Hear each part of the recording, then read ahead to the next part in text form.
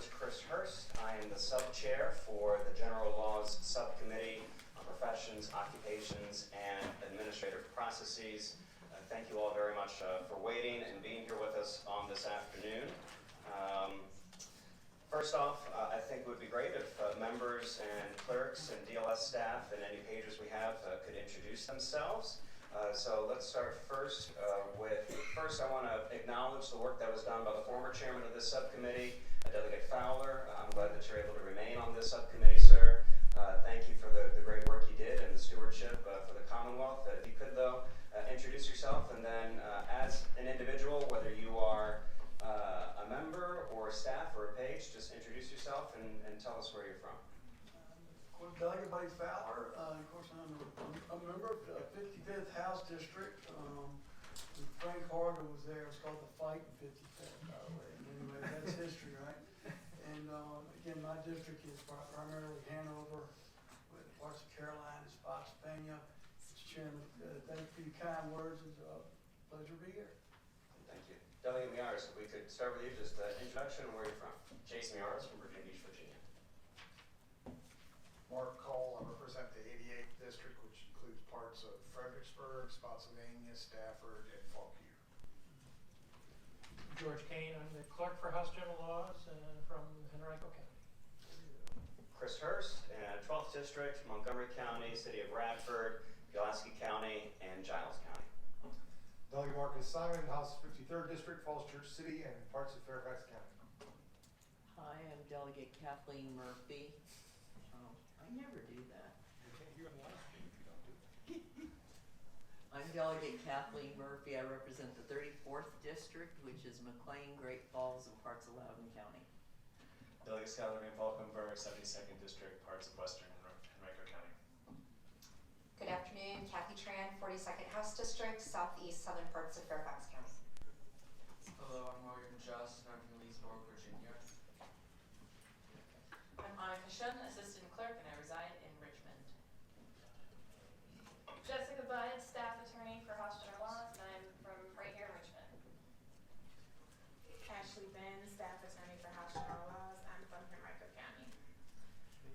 All right, so we will be hearing bills in a few moments, and it will be a standing order for this subcommittee to use the electronic sign-up sheet as our primary way of determining an order for those bill presenters. So we also will sometimes take seniority for some members to be able to get them where they need to be, especially with considerations to other sub-chairs and chairs. I remind members that you need to turn on your microphone in order for us to hear you and for the live stream to be able to hear you, and that if you'd like to speak, to hit the request to speak button.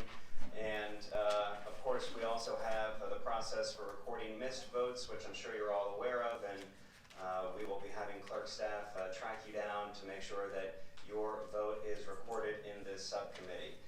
We do have a lot of bills in the subcommittee, not quite as many as in Chairman Simon or Chairwoman Carr's subcommittee, but certainly there is a heavy volume for this important subcommittee and not a lot of time with which to dispense of these bills. We have several that are going to be passed by for today, but we do have others that will be heard today. But before we get into that, we have a presentation because it is a bit opaque what our committee name is, Professions, Occupations, and Administrative Process, but a lot of what we do will be in the realm of DPOR. And to help us understand just briefly a little bit about what the Department of Professional and Occupational Regulation does, we have Mary Brosvon, the Director of DPOR, here with us to give us a brief presentation. So thank you very much, Director, for making the time to join us today.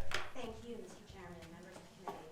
And if you saw a copy of the presentation in advance, ignore it. I will not be going through all these slides. At the time I was invited, bills have not been referred. I was asked to give a more lengthy presentation. I will not do that, I promise. So I'm going to go through them very quickly.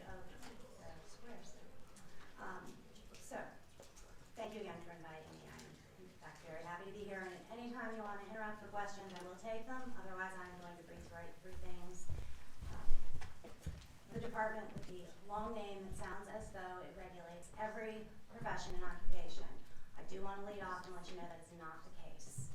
Many other agencies regulate other things. So some of you, your profession professions are regulated by the Department of Education, the State Bar, the Department of Health Professions, the sister agency that regulates health professions, and a lot of those bills, of course, go to other committees.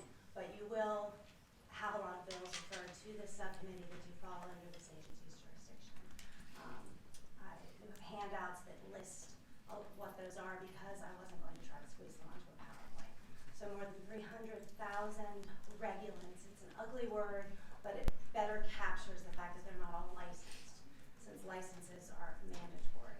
And we also have certification programs that are voluntary, and we have registration. So that word regulants is used. We have 18 boards and a 19th board that I'll talk about very briefly. But those boards are served by volunteer members from across the Commonwealth, most of them gubernatorially appointed, and we appreciate very much their service because they meet across all of them about 100 times throughout the year. 150, more than 150 license types in the handouts I provided, and we have more than 200 employees. I mentioned that we're located out in Henrico County, for those of you who are familiar with the area, in the Innsbruck area, because while a lot of our staff here provide questions during session, are here at your service, it takes us a little while longer than those of our colleagues who are right here in and around Capitol Square. Very quickly, our oldest regulated profession, not that one, profession, is the Board for Branch Pilots. These are the harbor pilots who bring in the big ships. Dates back to the House of Burgesses. But the other professions that predate the umbrella agency itself include those listed. Otherwise, in 1948, the General Assembly established the agency itself under a different name that was much shorter. And since then, we have a shared services model where we provide the staff and the administrative financial services to the boards that provide the policy. 3 of our programs are director programs. So the director is the board, is the regulatory entity for that purpose, but we use advisory boards for their expertise to provide the expertise that frankly no director would have in the area of polygraph examining, for example. You're going to hear more with the bill that you will have before you on the agenda about natural gas automobile mechanics. We also have a board for professional and occupational regulation, which we call BOPR. It is a resource to the General Assembly. In the JLARC report that came out in 2018, there's a lot of analysis on how the General Assembly referred a lot of bills for study to BOPR in the 80s and 90s because it has statutory authority to evaluate professions and occupations and provide objective data and analysis to assist in whether proposals to license or certify new occupations meet the statutory standard to do so for public protection. And we are available to do that at your direction. There have been fewer and fewer bills referred to BOPR over the years, and there's more of a framework to do so. I'm not going to go through any of the Administrative Process Act things because of the timing. I do want to mention specifically, because we get a lot of questions about barrier crimes. We don't have any barrier crimes, and by that I mean all of our case decisions for applicants who may have prior criminal history are considered on a case-by-case basis in accordance with the statutory provisions of 204, which are provided. And applicants need to disclose if they have prior criminal history as well as any prior discipline, any adverse financial history, since the purpose for professional regulation is to protect the public's health, safety, and welfare. We need to know that. We need to consider it. But there isn't, unlike in some professions, an outright barrier. Don't bother to apply, you can't have a license. And overall, the statistics show that very few even need to go through that administrative process because the boards have what we said matrixed out a lot of those criminal convictions. They don't even want to see them. A lot of misdemeanors and even some felonies that are very, very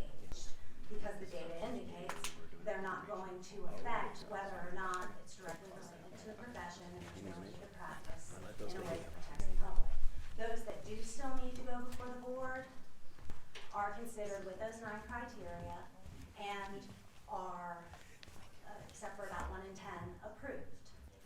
Those that are denied are done so in writing, subject to appeal to the court, and if they are denied, it's because the board in its decision-making has determined that they're simply too great a risk to the public. We do receive, on average, and it stays pretty steady, about 3,000 to 4,000 consumer complaints against our regulated populations a year. Not all of them end up going through the entire process, either because we don't have jurisdiction for a number of reasons. A lot of that will involve unlicensed activity because we don't have authority over unlicensed practice. The analogy I give that's easiest is that if you don't have a driver's license and you're driving without a license, it's not the DMV that's, the DMV police that's coming after you, right? Because it's criminal. You may have heard, or not, about the Bipartisan Regulatory Reduction Pilot Program that was enacted during the 2018 legislative session. We were lucky enough to be chosen one of the 2 pilot agencies to start that. Now all the other regulatory agencies are getting to do it. Those were to count discretionary regulatory requirements, and by that it means anything where the legislature didn't strictly enumerate what the boards were to do in terms of asking its licensees.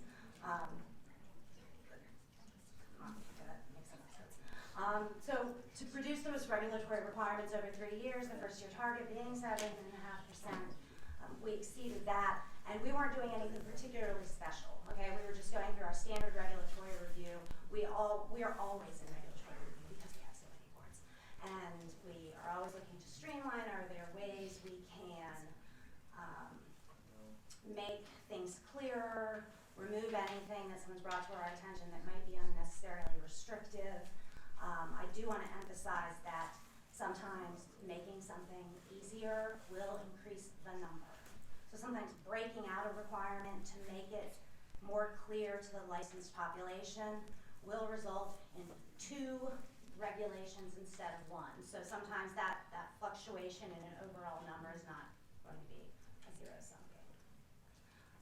And then I do want to just mention 3 of our programs that surprise some folks that we have. So the Virginia Fair Housing Office is located at D4. It investigates allegations of fair housing discriminations. We are substantially equivalent through HUD. The Fair Housing Board adjudicates those complaints unless it involves a real estate licensee or employee, in which case the real estate board handles them. In addition to the Common Interest Community Board, which licenses common interest community managers, we also, and Heather is still here, the Common Interest Community Ombudsman herself is in fact still here, because you'll hear a lot of common interest community bills. Any of you who have common interest communities in your district will hear from constituents who may have concerns.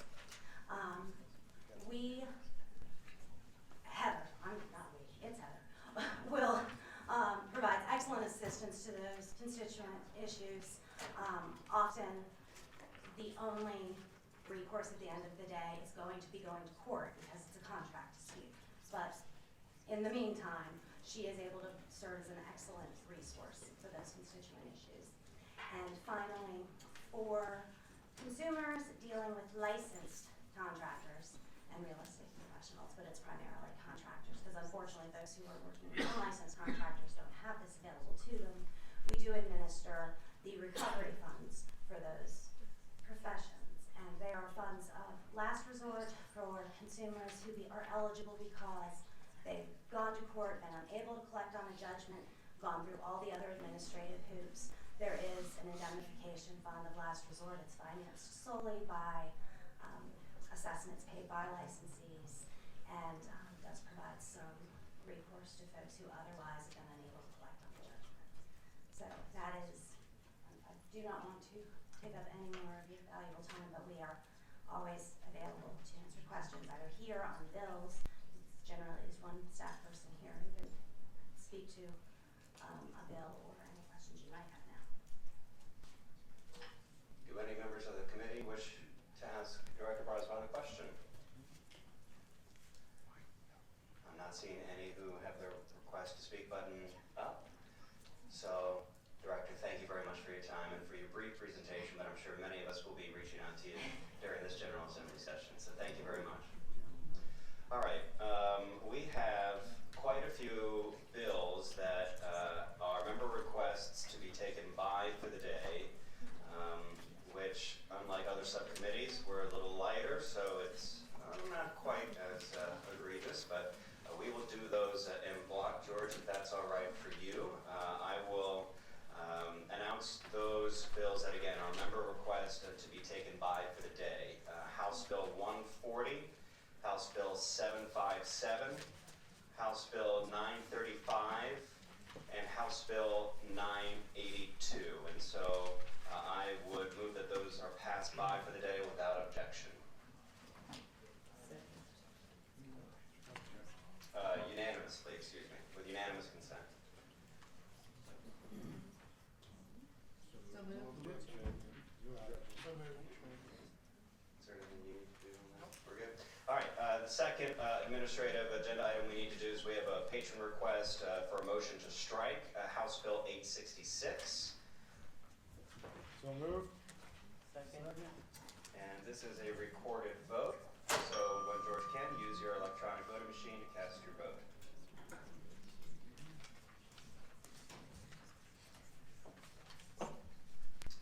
Clerk will close the roll. Okay. I like that, Bill. We report the vote, 7 yeas, 1 nay, no abstentions to strike from the docket, House Bill 866. All right, let's try and move on in as orderly a fashion as we can. With deference to Madam Chair Carr, you have 2 bills before us.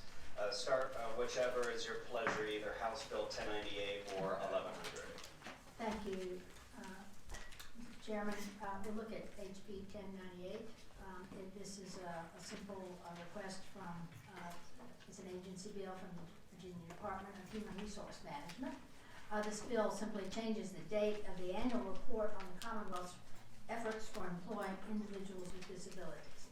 State agencies are required to submit a plan to increase employment of individuals with disabilities to the Secretary of Administration through DHRM. The plan is due annually on July 1 to DHRM. However, the Secretary of Administration is also required to report on the progress of state agencies meeting employment goals on July 1 of each year. And changing the date which the Secretary of Administration's report is due to September 1 will allow for receipt and analysis of the state agency reports. There's representation here from DHRM to speak to any questions that the committee members may have. Do any members of the subcommittee have questions for the patron? Is anybody in our audience here to speak in favor of House Bill 1098?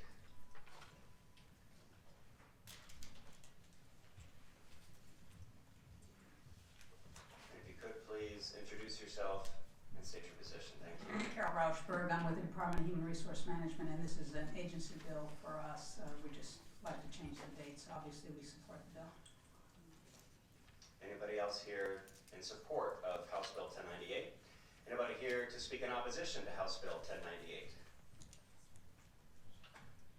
Again, any members of the committee who wish to speak? Delegate Simon. Move to report. Second. All right, we have a proper motion to report that's been seconded to report House Bill 1098. All those in favor or in opposition, please use your electronic voting board. And the clerk will call the roll, or close the roll. I will call it. Yeas 8, noes 0, abstentions 0. House Bill 1098 reports. Delegate Carr. Thank you, Mr. Chairman, members of the committee. Our next bill to focus on is HB 1100. This bill would implement several recommendations from a 2019 JLARC review of the Office of Inspector General. The intent is to clarify the Office of Inspector General's role as the state's lead agency to investigate government waste, fraud, and abuse, and provide meaningful oversight of DBHDS facilities. This was the vision when the agency was created 8 or 9 years ago, but it seems that how things have been implemented has fallen short, a little bit short of the original goals. The idea behind creating the agency was to have a centralized, independent, statewide inspector general office that would bring expertise and independence to the table to do investigations. As I mentioned, this is a result of a 2019 JLARC report, and Justin Brown, a member of JLARC's staff, is here, will provide more detail on the specifics of the bill. Before we hear from that, any members of the committee have any direct questions for Delegate Carr as of now? Seeing none, please, sir, come up and introduce yourself, and we're eager to hear what you have to say. Thank you, Mr. Chairman. And again, my name is Justin Brown. I'm the Senior Associate Director with the Joint Legislative Audit Review Commission. And I just wanted, if I could, take a few minutes to give a little bit more commentary behind the rationale for the bill based on our study. As Delegate Carr said, the bill focuses on giving OSIG, frankly, just some clear statutory direction on what we thought were really two key things. One was investigating waste, fraud, and abuse, and doing more meaningful oversight of the 13 facilities that are part of that behavioral health system. Just real briefly, in terms of investigating allegations of administrative waste, fraud, and abuse, when we did our review last year, we added up all the investigations that were done in the state between, I believe it was 2013 and 2018, and OSIG only did 4% of all of those. And what that means is that the rest of them were done primarily by the agency where the incident had occurred. And that just didn't really square with us in terms of the idea of having this centralized place with all this expertise. So a lot of what the bill does is just further clarify for OSIG in terms of developing some processes and procedures for how it should go about being the state centralized investigative agency. So the bill does a variety of things. It directs OSIG to develop a way to more purposefully decide whether it or whether another agency's internal audit division would look into allegations. And again, the overall goal is to have OSIG's kind of cadre of professional independent investigators investigate, especially the most serious investigations. The bill also requires a formal process to review and decide whether to dismiss an allegation. We found a few examples where allegations had maybe been dismissed without doing some fairly easy things that could have been done to try to substantiate that a little bit more. And then to the extent that it does still farm out investigations, do somewhat thorough review and oversight of the work being done by other agencies to do this investigations. So in addition to those provisions related to investigations, the bill also picks up on another area where OSIG was falling short, frankly, and that's in overseeing behavioral health's 13 hospitals and training centers. They do have a complaint line, which is good, that deals with that. One of the things the bill does is make sure that they purposely try to raise awareness that that complaint line exists. It really didn't get a lot of complaints. But probably more critically, the bill would also make sure that OSIG focuses on systems level issues rather than kind of individual complaints. And these would be things affecting the quality of care or safety of individuals in facilities that especially might be affecting multiple people in a single facility or occurring across multiple facilities. And a lot of the idea there is that because OSIG is independent from the behavioral health system, they can be objective and kind of call things as they see it in terms of doing those investigations. So, Mr. Chairman, at a high level, that's what HB 1100 seeks to accomplish and why it's important, but defer back to Delegate Carr. Happy to take any additional questions. I do have a few questions for you. Members, if you have questions, please use your RTS button. Mr. Brown, right? Correct? Correct, yes. One of the important things that we do is we restore oversight with OSIG for DBHDS and its facilities. Correct me if I'm wrong, we used to have an Inspector General for DBHDS, Doug Bevilacqua, and correct me if I'm wrong, he did issue a report that has now unfortunately become pretty familiar about, I think it was even called No Room Left at the Inn, which was kind of a canary in a coal mine toward our problems with streeting individuals who had not been able to receive a bed once they'd been issued a temporary detention order. Isn't that correct? Well, I think to your broader point, that is correct. And if I just might, to the broader point, I think everyone would agree that having kind of an independent organization looking at these facilities, and particularly the individuals in those facilities being extremely vulnerable, given some of the trends that are going on, some of the increased litigation, some of the increased federal oversight, it's hard to argue that it's just an essential function for state government. But correct me if I'm wrong, when we had this position that had oversight of DBHDS, they did issue a report that unfortunately foreshadowed the tragic incident that happened with one of our current members, David Sempley. I couldn't speak to the specifics of that report. There probably are some other people in here who are more familiar with that, but thematically, I'm in agreement with you. And the only reason I bring this this up is to underscore what I personally, not speaking for the committee, believe is a great importance that this position will be able to provide for the Commonwealth. Yeah, we would agree that it's a population that could benefit from what we're saying, absolutely. All right, thank you very much, sir, appreciate it. Is there anybody else in the audience who would like to speak in favor or in opposition to House Bill 1100? Madam Chair, just to be clear too, this enumerating additional responsibilities for OSEGA would not carry a fiscal impact, that's correct? That's correct. Now, you did have a request maybe to discuss this further. We've had conversations, and that, I think those folks are going to be meeting with Jay Lark next week. If there are any things that need to come to our attention, we can bring forth at if there are things at that point, we can talk about it at the full committee. So what would your preference be? To act on this bill now. To act on it now? Yes. Okay, then this committee operates by motion. Motion to report. Second. We have a proper motion to report and a second. All those who are here will vote using their electronic voting board. All right, the clerk will close the roll. Ayes 8, noes 0, abstentions 0. Your bill will report, but we will be talking about this more during full committee, so even though it's unanimous, we'll still talk about it. If there are any questions that come up in the meeting next week, we'll bring them. All right, thank you, Madam Chair, Thank you. appreciate it. All right, next order of business, we're going to take things a little bit out of order because we're dealing with a special administrative issue. So we are going to hear next House Bill 967, Delegate Willett.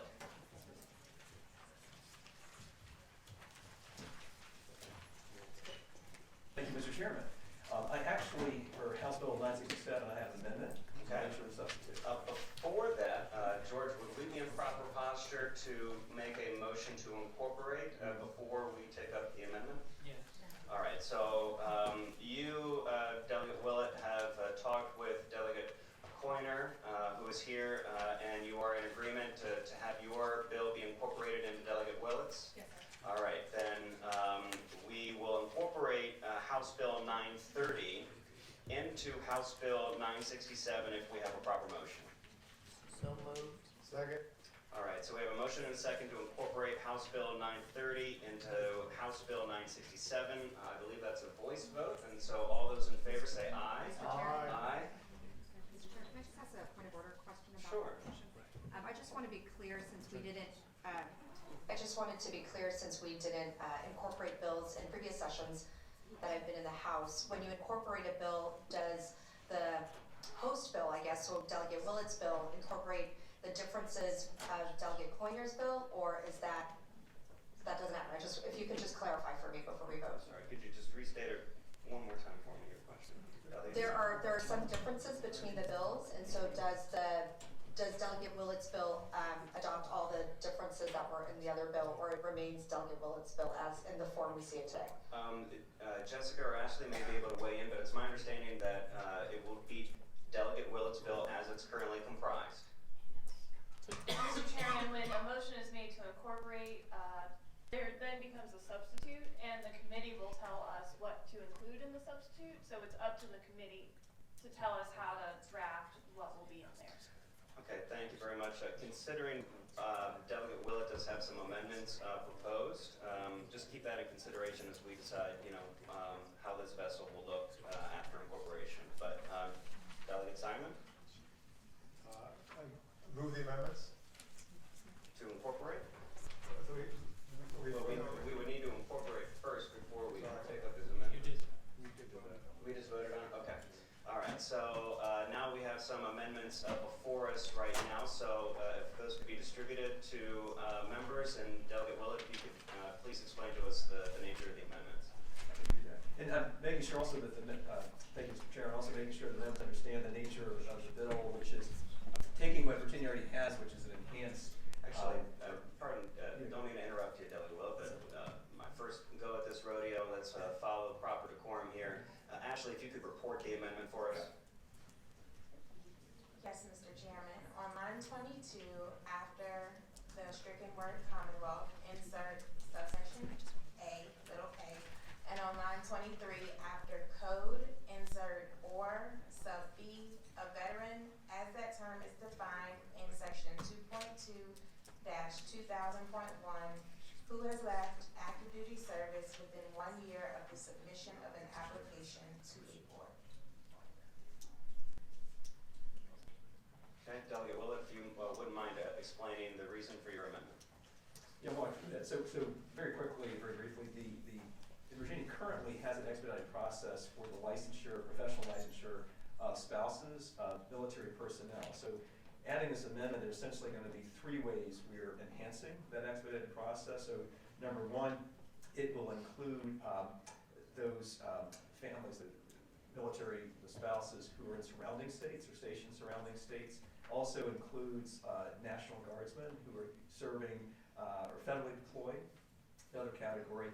This amendment will bring in veterans or the spouses of veterans where that veteran has left active duty service within a year. So it's not all veterans, that's a pretty big group of people. It's a smaller subset for 1 year out. And the rationale for that is to families that transitioned, the spouse hasn't always had the chance to take advantage of the expedited process, so if we give them a year, they can come within the expedited process. And again, all of this is subject to the discretion of DPOR and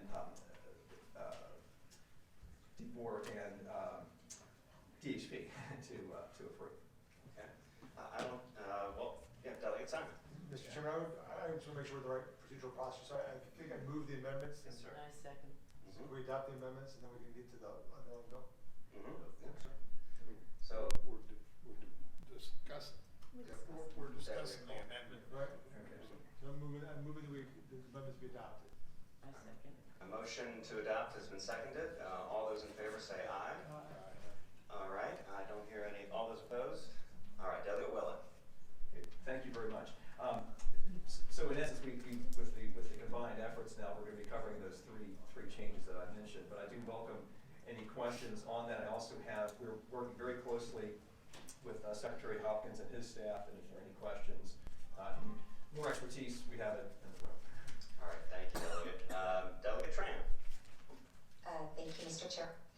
Delegate Willett, if I could ask you some questions about the piece on the spouse of the veterans who've left military service within the year. Could you help clarify if these are veterans who are currently living in Virginia but have left the military service within the year, veterans who are moving into Virginia who've left service within a year and have moved, I'm assuming, within that year? Can you help me understand the timeline? I think what I'm struggling to really get at and what I'm struggling to understand is sometimes people, they have an opportunity to move to Virginia and relocate. And so and when you make that choice to relocate to Virginia and we're starting to carve out these exceptions, I'm trying to understand some of the guidelines around that. Right. Again, I may just be rereading what you already have in front of you, and I'll defer. Actually, I can defer to Delegate Connors for more explanation. But my understanding, it would encompass everyone you described. Here, you want to address that? Delegate Coiner. Thank you, Mr. Chair. So because we have such a strong military presence in Virginia, oftentimes our military families, upon the end of their active duty of service, choose to relocate back to our Commonwealth.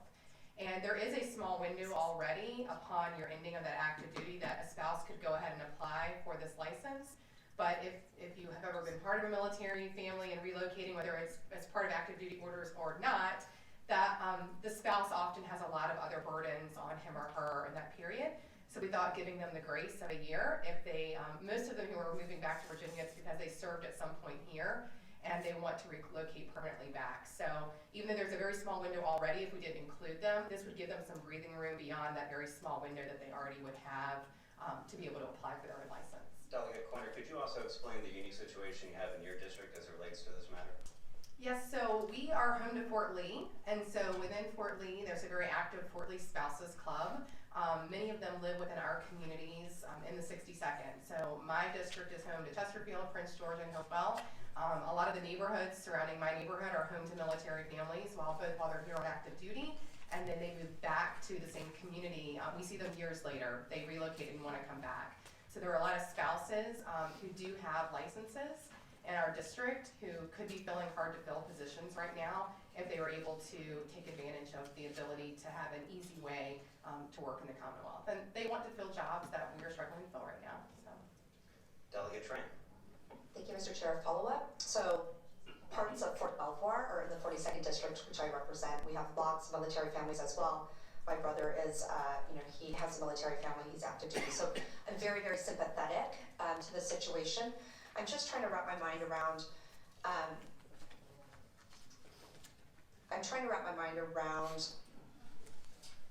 situations where families are required to move because of, a base closure at BRAC or change of duty station, right? Where you have to go and you don't have a choice. Versus where you are making the choice and how this situation and making the choice to come back home to Virginia, right, might be different than a situation where there's a spouse of somebody else who is choosing to relocate for their job as well. And I'm just trying to balance that because in terms of fairness in this type of exemption or additional time, like, in fairness to the other spouses who also may not have the same type of choice but are moving with their spouse who are relocating for other reasons as well, right? So that's what I'm trying to balance. If you can just help me, if you have thoughts on that. And I would say, I think the question should be directed properly to the patron Delegate Willett, unless Delegate Tran, this was a question specifically for Delegate Coiner. I defer to you on proper I would say posture. Delegate Willett. And I'm going to defer that answer to Delegate Coiner. We're learning. Thank you, Mr. Chair. I would say what's unique is our military families are, I think, in a different class than some other folks who choose to relocate to our state. They've given all of their career to service to our communities and to our country. And when we look at the difference in them relocating versus others, anything I believe we can do to help our military families ease into communities. If it's something we can extend, again, they could do it for the 60 days. I think it's a 60-day period anyways if they were already in Virginia, but allowing them the flexibility to extend that. So I agree it is in a different class than those who are on active duty completely.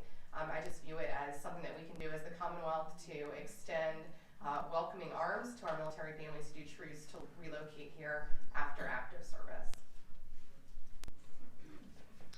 Does any member of the audience wish to speak in favor of this bill?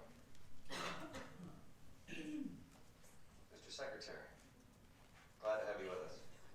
Mr. Chairman, thank you. Carlos Hawkins, Secretary of Veterans and Defense Affairs, and the administration does support this bill. And if I may, and Delegate Coiner has expressed it very well, one of the challenges with our military families is really not a choice. When they're on active duty and they're released from active duty, they make the choice to return to Virginia, but it was a choice put upon them because of their military service, and that puts them in a unique situation from our other families. And so, in response to Delegate Tran's question, that's why this situation is slightly different. So while they choose to return to Virginia, and we encourage that, it's a voluntold choice in a sense, in that they're required, or let's say, of course, they live with their spouse, military spouse, someplace not of their choosing, and we want them to come back here. This is also something that in our conversations with the Department of Defense, the secretaries of the various services also support. And it's military spouses, it's also military-connected school children. Those are the two top priorities for every state. And so this bill would help us, or help Virginia, to maintain that status of being military-friendly. We're currently waiting for the DOD to send us a letter saying that we are, in fact, full compliance. And this bill will go a long way towards that. Thank you, Mr. Chairman. Thank you, Mr. Secretary.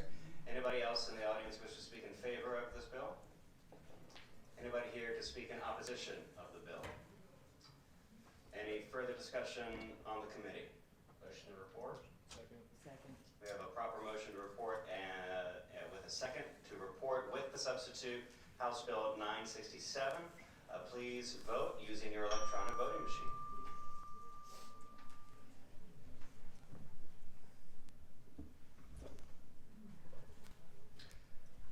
Clerk will close the roll. The bill reports with substitute, 7 yeas, 1 nay, 0 abstentions. Thank you, Delegate Willett. And not that I would be dictating anything, but George, I don't believe if you incorporate a bill, you automatically become a chief co-patron on the adopted bill. No, you gotta sign the sheet. No, you gotta sign the sheet. I already took care of it. Wonderful, love that. All right, thank you both for coming in this afternoon.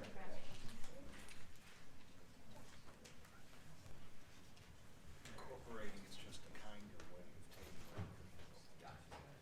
We're trying to be kinder here. Kinder. All right, we will give a little bit of deference to members who are not on the subcommittee because they have to be here anyway. So let's go ahead and hear from Delegate Simons. Delegate Simons, please introduce your bill and tell us what problem it's trying to solve. Good afternoon, Mr. Chair. I am here to speak to Bill HB 932. We have an exciting opportunity to actually deregulate and have better governance in the state of Virginia. This bill deregulates the certification program for natural gas auto mechanics and technicians. Although the program started with a lot of optimism, the Department for Occupations and Professional Regulations has had 0 regulants. So the program is just not needed, and also getting rid of this program will help us accomplish our goals of regulatory reduction, and it also implements the recommendation number 4 of the JLARC report, which the agency head Mary Bose Vaughn mentioned from 2018. So it meets the goal of eliminating unnecessary occupational regulation, and it is supported by the agency, and Mary Bose Vaughn is here to help me answer any questions.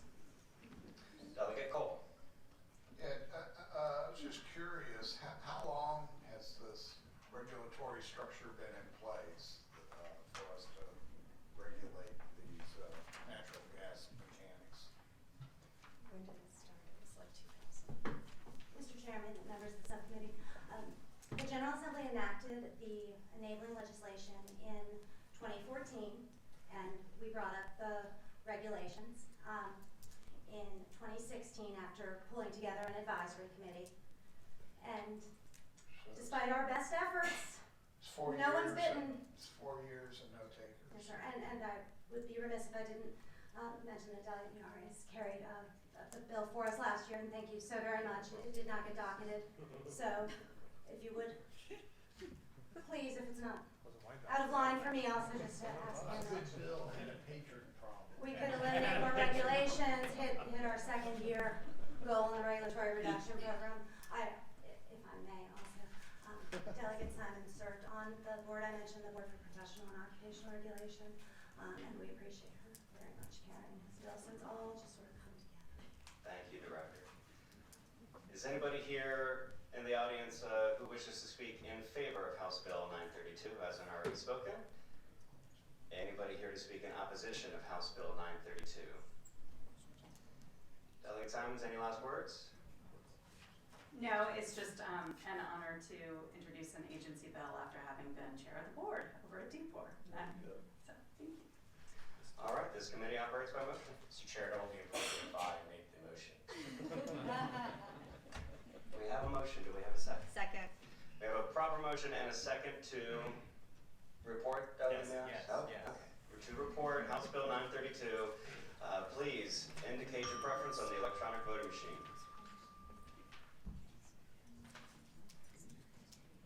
The clerk will close the roll. Your bill reports 7-1. Thank you very much, Delegate Simons. But make sure you show up at full committee. Okay, All thank right. you, Mr. Chair. Thank you very much. All righty. Delegate Ranson, House Bill 950.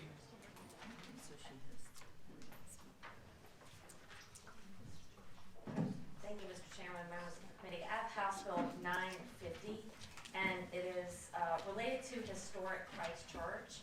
That is a cemetery, and also very historic building in Lancaster County, Virginia.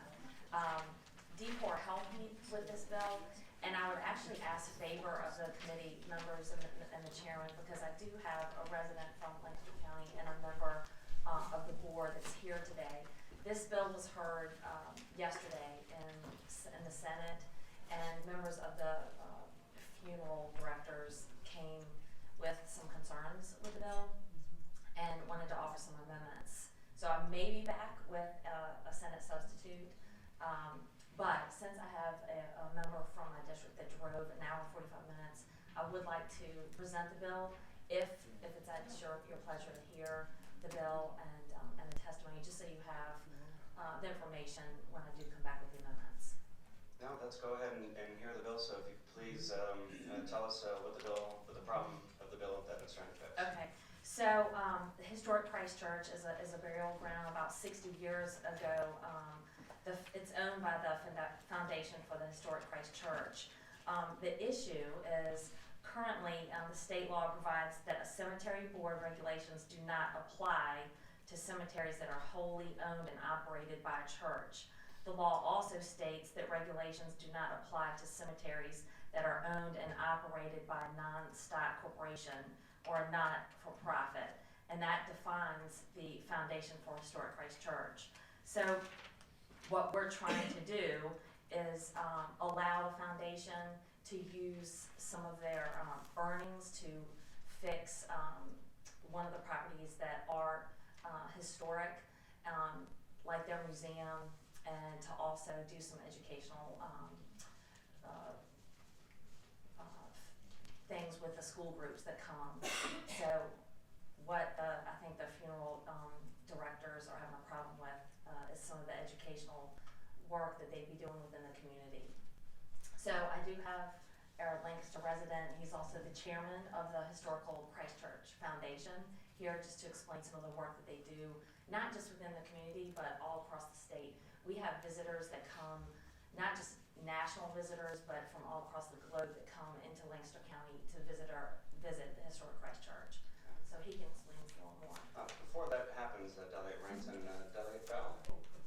Thank you, Mr. Chairman. I just had a quick geographical question for the chairman. I'm very confused. I've never heard of that county before, but I've heard of You've never heard of Lancaster County? I thought it was Lancaster County. Sorry. Lancaster. Let's see how he pronounces it. Thank you, Delegate Fowle. Please, sir, come to the podium, introduce yourself, and we'd be happy to hear what you have to say. Thank you, Mr. Chairman. I'm Bill Broadus. I am a member of the foundation. I pronounce it Irvington,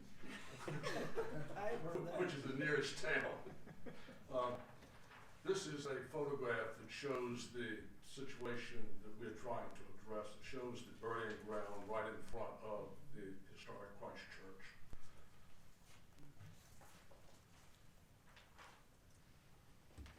Foundation was created. For members that they'd like to see. Foundation was created in 1956 for purposes of perpetuating, maintaining the church. We don't operate it as a church, but as a structure, an example of the architecture of the time. And we have developed a museum, and we offer educational and other cultural type programs. A few years after the foundation was created, a separate corporation was established by many of the same people for purposes of establishing a burying grounds, which, as you can see, is right in our front yard.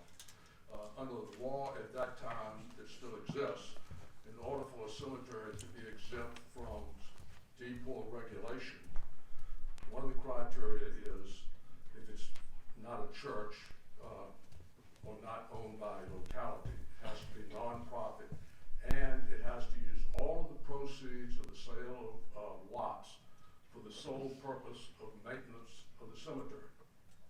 That wasn't a problem at all for many, many years, because that was the only purpose of the corporation owning the burying grounds. And for some reason, I'm not certain, in 1956, corporation owning the burial ground was merged into the foundation. Unwittingly, since that time, and because I have to confess, apparently due diligence was not very good, since that time, there have been that there's not been the segregation of funds from the burying grounds and using them only for the purpose of maintaining the cemetery. We use part of proceeds to maintain the cemetery, part to maintain the church, part to help operate the museum, part to help defray the cost of the educational and other programs. We identified this problem on the board ourselves. No one's approached us and said we got a problem. And we thought the best thing we ought to do is ask for a legislative fix. The only thing we're trying to accomplish is to enable Historic Christ Church to be exempt from regulation and continue to use the funds as we have traditionally been using them over the past 12 years. We're not trying to get an exemption for any other type of organization. It's very limited in our intent, but we do request that you give consideration to our plight. Delegate Simon. Mr. Chairman, questions for the patron, if that's okay. So, Mr. Chairman, I would ask the patron if I'm certainly sympathetic to the plight of Christ Church and what's happened there, and I certainly understand how sometimes with these nonprofit organizations you get a turnover in folks, and so something's changed and people don't realize the importance of keeping one pot of money, and they just forget why they have to do it that way, and they start to change the way they do it. I wonder if you know if the objection in the Senate might be that I understand that your witness really only wants to solve this problem for this one church, that, and it seems like a really simple bill, right? We're just gonna strike the word soul, and so now you can use that, the money for things, for defraying the direct expenses, but also for all these other things, if that might not have some unintended consequences and apply. We don't know where else that might apply. I think it sounds to me, if I were a member of the board of funeral directors and embalmers, in this case it may not be a problem, but is this fix potentially going to open up them to competition from non-regulated cemeteries? Is that, do you know if that was what their concern was? Because that's my concern. Well, I'm not sure. They were working on an amendment, so I haven't seen the amendment. He was here, so I wanted to present the background information. DPOR came up with this language. I don't know if they're still here if they left. So. Delegate Van Valkenburg. Thank you, Mr. Chairman. Thank you, Mr. Chairman. I too should share that concern, but I also think that the goal is really valuable. I teach history, I love history, I think it's the right thing to do. Would the better fix be, and I'm just asking, would the better fix be rather than striking soul, adding something at the back end for the sole purpose of this or that? That might be opening up Pandora's box as well. I would, Jessica or Ashley might be able to help, but if we removed soul and just said entombment rights for the purpose of defraying the direct expenses of maintaining the cemetery, could open up, the ability to do it for other things without even expressly putting it into the code, I would think. Mr. Chairman. Yes, Delegate Murphy. Doesn't she have an amendment that hasn't yet been added? I was not aware of an amendment to your bill. Do you have an amendment? I don't. My request is that I just present it today, and they're working on language. I was just asking favor for the committee for him to present the bill, and if it could go by for the day, if that's the pleasure of the committee, I would appreciate that and come back and present later. If you all have ideas, I'm happy to work on that with you. I think there may be some additional questioning during this presentation before we take it up. I would like to be as expedient as possible, but want to give this a full hearing considering the amount of time traveled. Jessica, is there an answer to Delegate Van Valkenburg's question, or Ashley? Can you repeat your question? Rather than striking the word soul, which could potentially open it up to whatever a creative lawyer thinks about, could we, on the back end, keep the word soul, but just add something about the historic, or the sole purpose of defraying the direct expenses of maintaining the cemetery or its historical components? I don't know that that's the direct language we want to use. Mr. Chairman, that could be arranged, and we can definitely work with the patron on that language. Either that or finding a way to describe the Historic Christ Church specifically so that it doesn't bring any other organizations in that are not intended? Delegate Fowler. Thank you, Mr. Chairman. I'm just curious, is this an active cemetery or people still being buried in Christ Church? I mean, given its historic nature, is that, you know?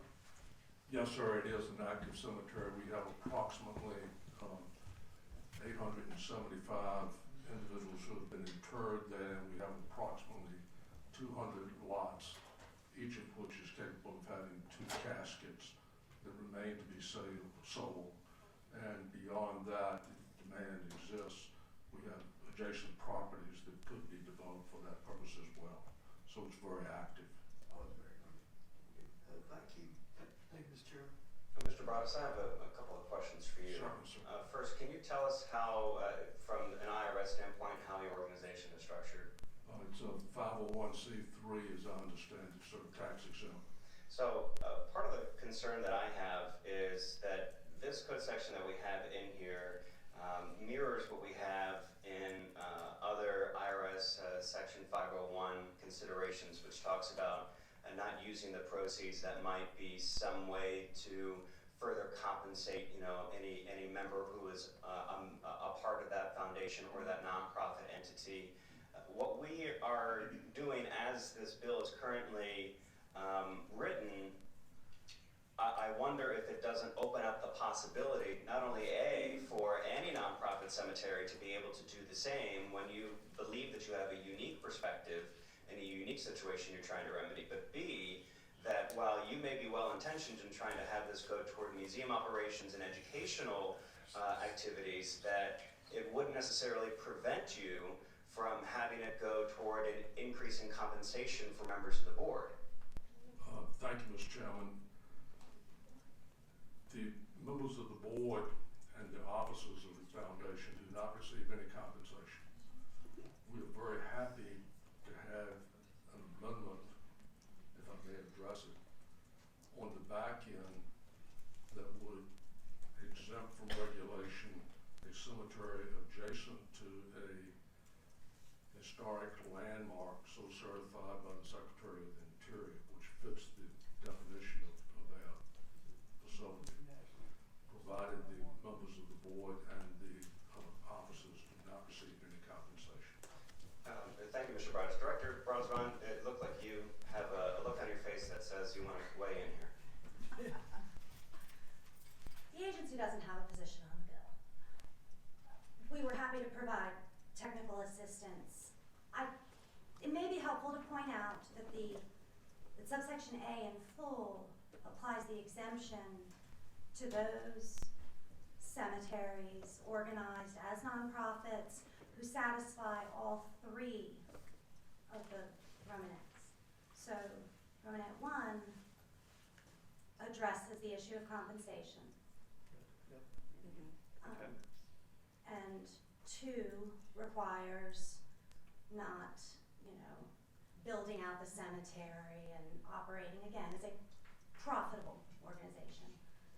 And then 3, as currently constituted, restricts any proceeds from the sale solely to defraying direct expenses, which may be overly restrictive, perhaps not even to this particular situation. I mean, direct expenses of maintaining the cemetery for a nonprofit, when my understanding, and it is admittedly limited, would be that nonprofits also are obligated to operate under their nonprofit bylaws and other restrictions, is why we suggested that perhaps the easiest, cleanest amendment might be simply striking sole, so that all the other laws and requirements applicable to nonprofits would still govern and yet allow a nonprofit cemetery exempt from our regulation to use some of the proceeds in some of those circumstances to do things that were still allowed under their nonprofit charter bylaws and so forth. For any of you who are at the podium, maybe not compensated compensation, but could you, if this were to pass, could you use some of the proceeds to take the board on a retreat to the Inn at Williamsburg for a week? I couldn't speak to that, Mr. Chairman, specifically. I would need to defer to someone who's, expert in nonprofit law, or someone who has a law degree, which I have. Mr. Chairman, under my understanding of both IRS law and state law, that would be permissible, but we could do that now under our charter as a foundation. But not with proceeds from the cemetery. Correct. I would also add that we've never done anything like that in the 60 years we've been operating. I am not trying to impugn your integrity at all. I know you don't. We deal with all, potentialities in this body. Delegate Cole. Yeah, if I might just make a suggestion on how we deal with this today. It's my understanding that you don't want us to take action on this today. That the Senate is in the process of kind of preparing amendments to it. So, it might be more efficient for us to kind of wait before we develop our own amendments to see what the Senate comes up with and see if it addresses our problems. Yeah, thank you, Delegate Cole. I did have a couple of questions for Mr. Broadus, who again has traveled quite a far distance to be able to testify here today. I think it is certainly, as speaking as a chairman, we want to be able to help you try and solve this problem. While we are at it, I see no additional requests to speak. Are there any other members of the audience who wish to speak in favor of this bill? Seeing none, anybody here in the audience who wishes to speak in opposition to this bill? Okay, the committee operates by motion, but Delegate Branson, what is your preference? I would ask the committee to pass by for the day, and any suggestions that you have, I do appreciate it. We are working with the Board of Funeral Directors to come up with amendments, and if you have any suggestions, please let us know. Mr. Chairman? Delegate Simon? I move that we take House Bill 950 by for the day. Second. We have a motion properly seconded to pass by for the day House Bill 950. All those in favor say aye. Aye. Aye. All those opposed?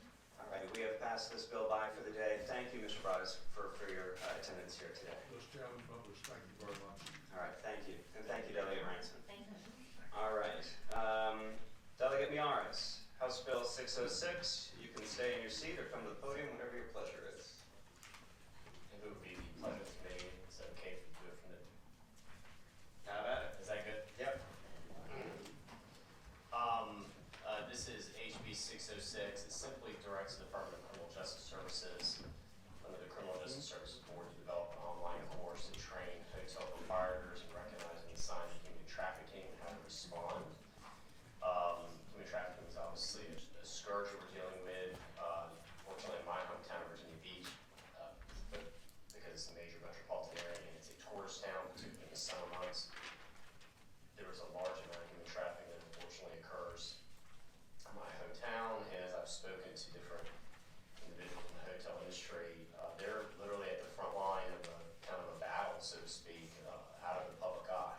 And what is critical is those individuals that are often checking in individuals, they're the ones that, if you train them, can literally spot those victims and get them the help they need. So this would create an online course to help do the training. A lot of local groups have done it. I know the Virginia Beach Hotel Association already does some training, but obviously this is a statewide problem, in my opinion. That is what the bill does, and it would be the pleasure of the committee. If there's any questions or thoughts or comments.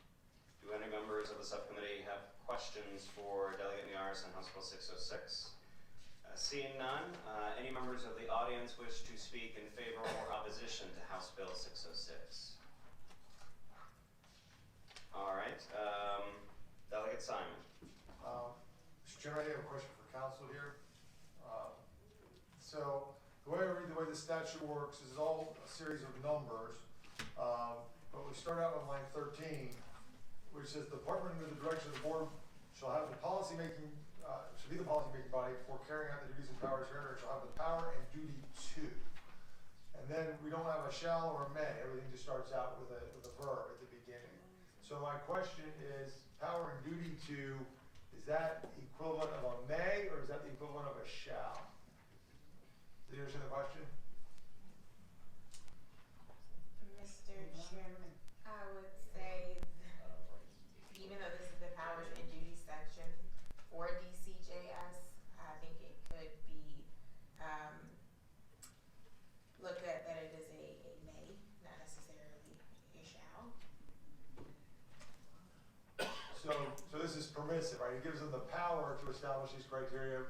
If they figured they didn't have the resources to do it, or didn't make it a high priority, or they had other priorities that were in front of theirs. I'm just not trying to do any harm to the Patriots Bill, just trying to understand it a little bit, because I'm not familiar with this section. Is that the same, is that the Patriots' understanding of how it was to work, or did you think it was gonna be mandatory, or do you think it would be optional? It says they shall have the power, so they have the power and the duty. I view it as a may with a strong, if you can, obviously it's about prioritization, but that would be my understanding. Delegate Van Valkenburg. Yeah, just a question for the patron, and this is just clarification as well.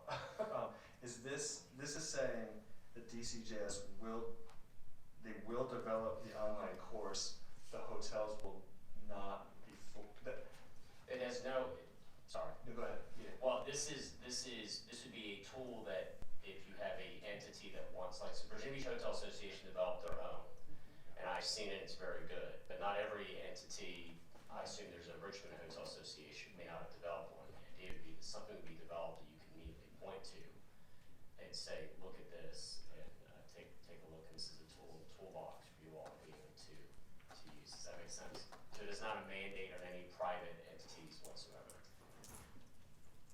Delegate Miara, seeing no other requests to speak, a couple of questions for you. So, Delegate Murphy? Yeah. Well, thank you, Mr. Chairman. Delegate, Mr. Chairman, it's my understanding, though, that there are a lot of organizations out there who've already created these kinds of programs. Is there a way that they could be used to kind of solve this problem without creating Well, I have talked, and we have gotten, it's not necessarily for the general public, but I have with me the Virginia Beach Hotel Association's version of the online training, the slideshow that they go through. And they have said they'd be glad to work with any entity, basically take what they've created and help make it more widely available. But to your point, yes, every private entity obviously has the freedom to do it. But different organizations have different resources, and I'd like to have this available so you can point to these groups that can get developed, hopefully.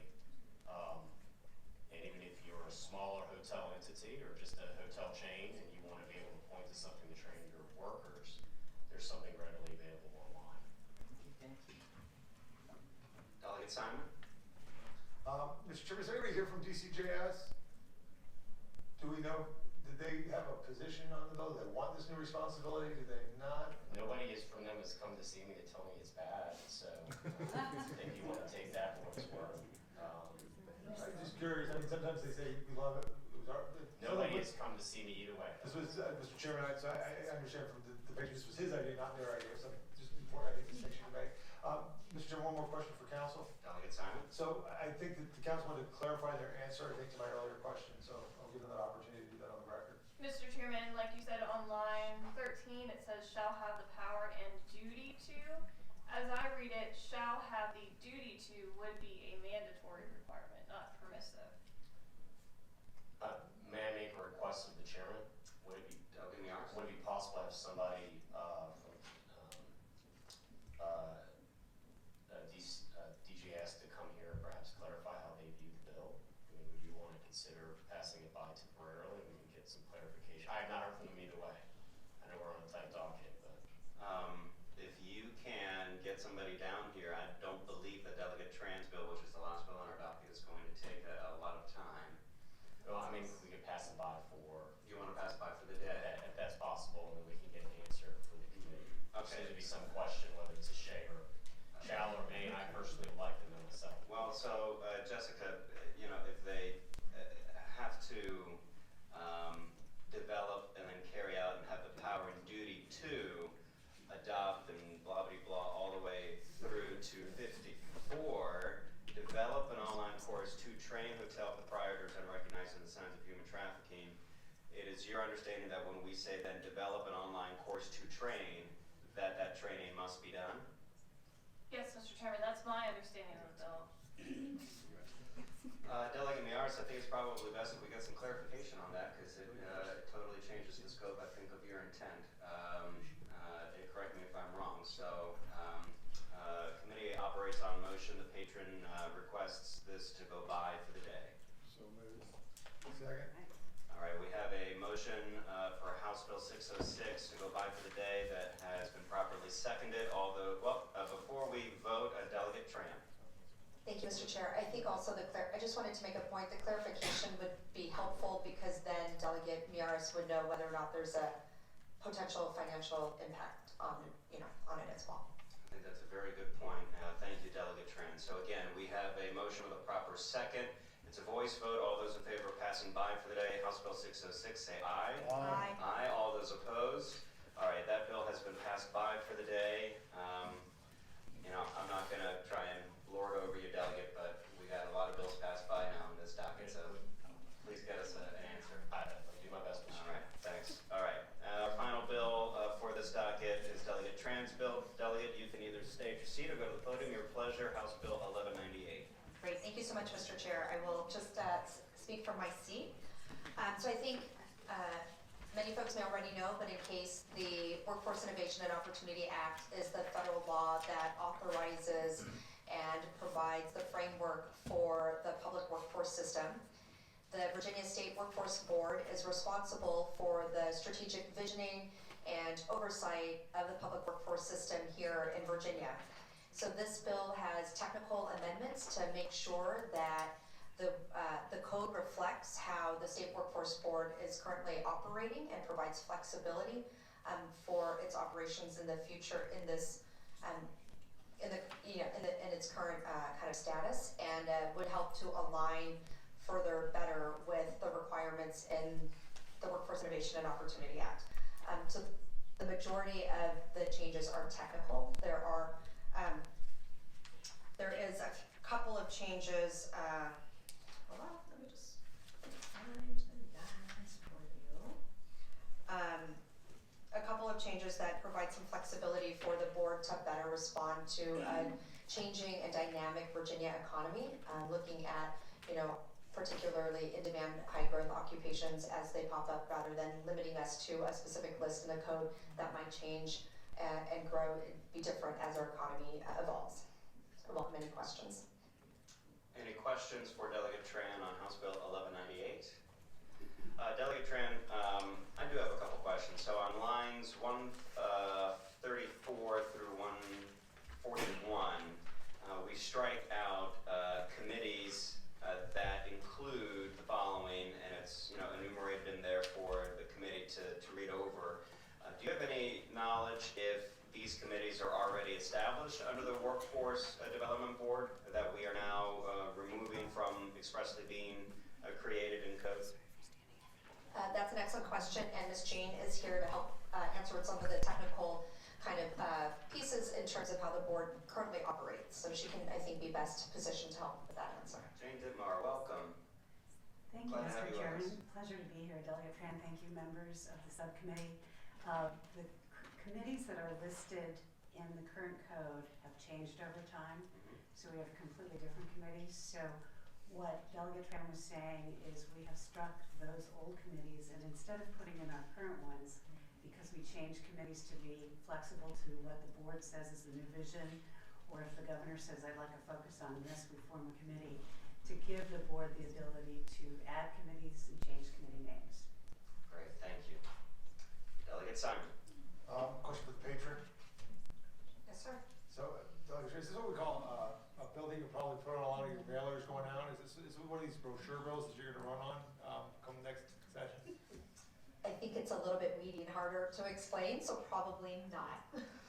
Delegate Simon, it is after 4 o'clock and we are all trying to get out of here. Any other questions for the patron? Don't you do it. Do we have anybody here to speak in favor of the bill? Yes, Mr. Chair, the governor strongly supports this bill. Thank you, Jane. Anybody here to speak in opposition of the bill? Any further discussion? Move to report. Second.